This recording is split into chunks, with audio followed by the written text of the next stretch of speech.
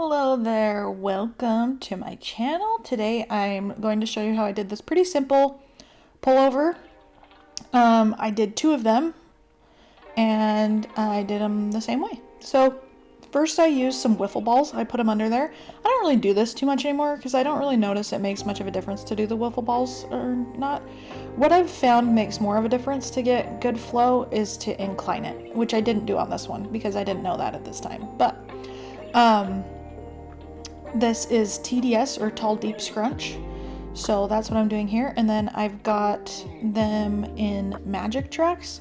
So that's just a kid's toy that's going around the outside there. I really like them because they're flexible and they wash really well. You can rinse out the dye from them really easily. So that's why I use magic tracks, and I've got them linked below in my Amazon storefront. If you are in the market for those, you can find them there.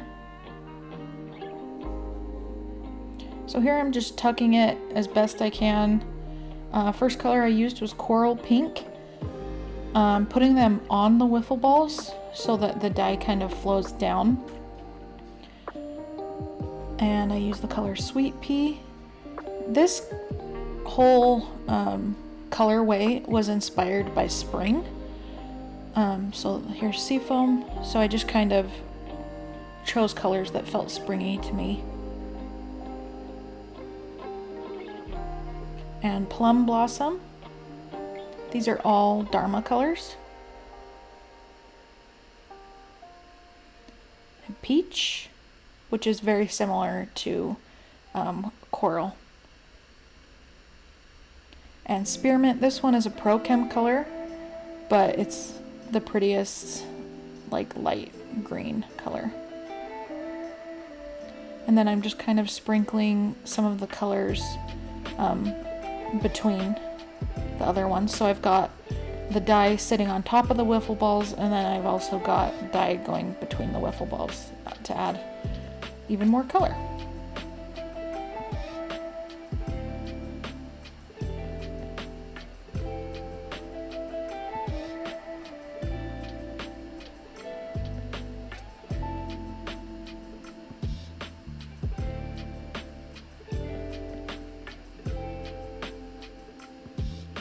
Alright, and then here I'm just adding the ice as best I can. With these pullovers like this, you're gonna want to add a lot of ice. So I let this round of ice die, or sorry, I apologize. I let this round of ice melt, and then after it has melted, I add more, and I just keep checking the bottom of the hoodie to see, or the pullover, to see if the color has gone through, and if the color hasn't gone through, I add more. And if I feel like the so that's what I'm doing right here. If I feel like the dye has pretty much dissolved, I add more dye, but usually you don't need to. Usually you just need more ice.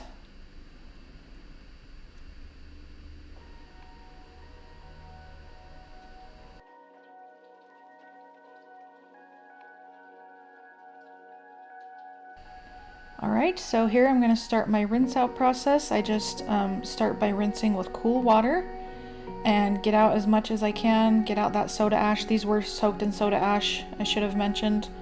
And I just get out as much as I possibly can. Then I bump the water up to hot and I rinse it in hot water. And when you do that, you'll see even more of the dye come out.